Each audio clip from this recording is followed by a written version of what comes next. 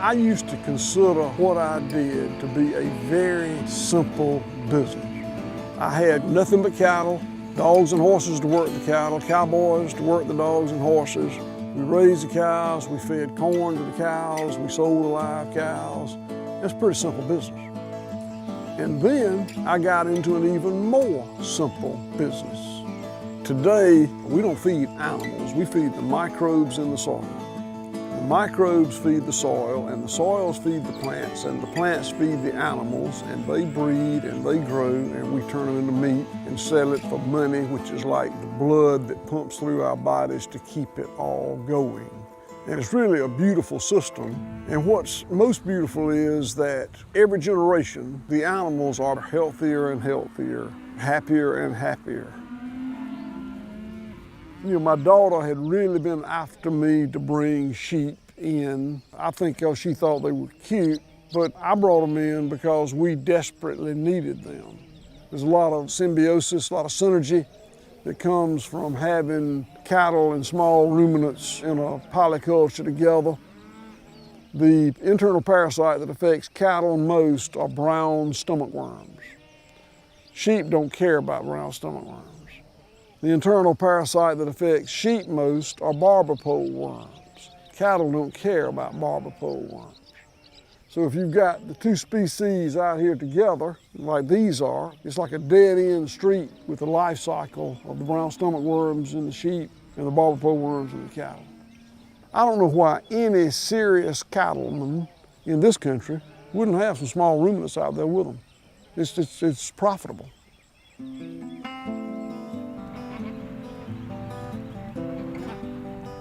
So this is a pasture that has been grazed off real short, and they got poultry is out there now. They're out here in the pastures in these houses. There's nothing constraining them at all. They could walk from here to Atlanta if they wanted to. Those houses are portable. We move them once a week to give them an area that's free of pathogens and parasites so they stay healthier.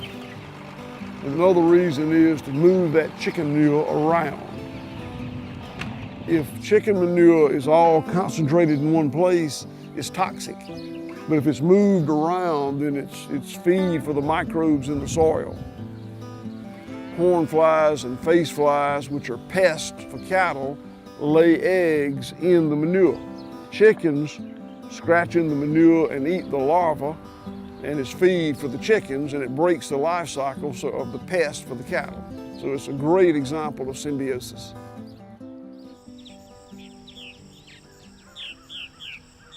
Prior to about 1995, we had about 700 cows, and we sold the calves fairly soon after weaning. Since then, we've increased the carrying capacity dramatically.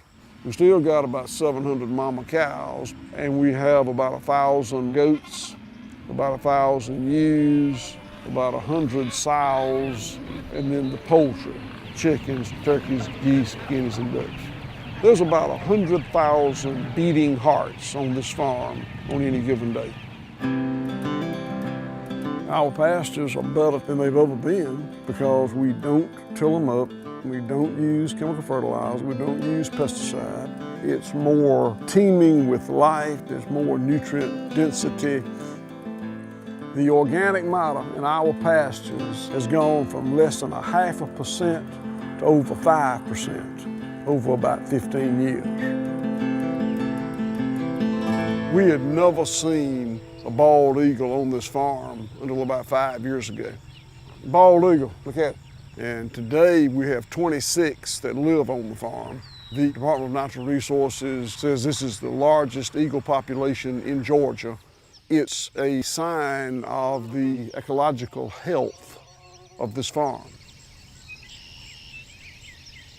You know, I'm different from most of the people that I know in this sustainable, humane food movement, in that I am one of the good old boys that produced food industrially, and then I went commando.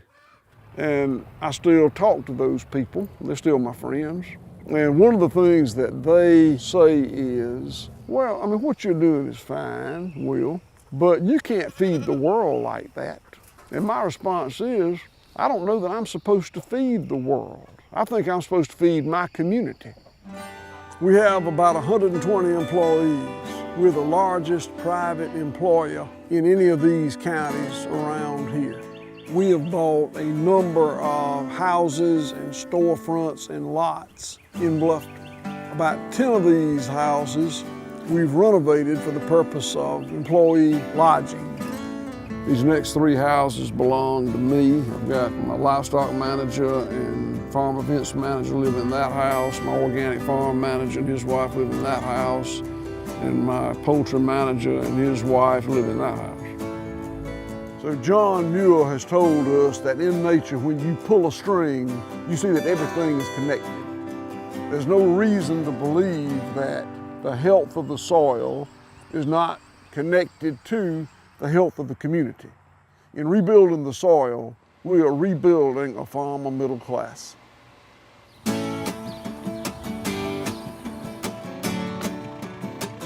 Just about everything I see makes me feel good.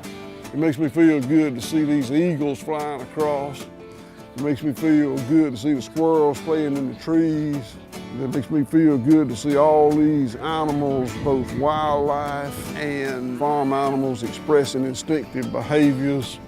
I think it's healthy for me and my family and my employees and my customers to eat food that's raised like this. It's food as nature intended food to be. You know, the expression is, I get paid for what I was made for. Technically, I work 16 hours a day, because 16 hours a day, I'm on this farm. If I'm not physically on it, I'm thinking about it, but I don't feel like I work at all. I would do for free what I do for a living.